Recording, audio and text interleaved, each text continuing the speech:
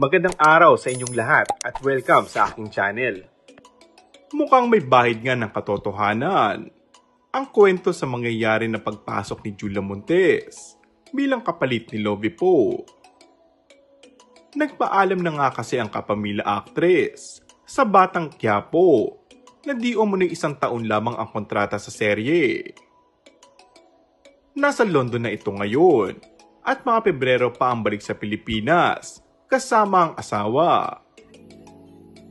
Wala naman siyang sinasabi kung ano ang kanyang tunay na dahilan, pero ang duda ng karamihan ay ang rason talaga ni Mokhang ay nandyan naman si Ivana Alawi para mag-provide ng romance at ang kilig with Coco.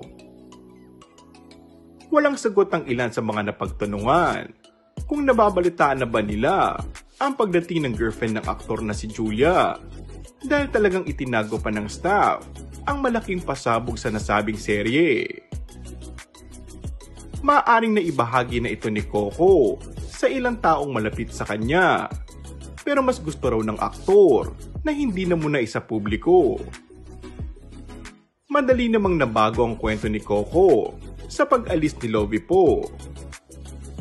May mababago lang talaga sa kwento dahil may iba pang karakter na ipapasok. Samantala, isang premyadong aktres ang narinig naming ipapasok at malaki ang partisipasyon nito sa nasabing kwento, kaya abangan na lamang. And that's all for our today's video.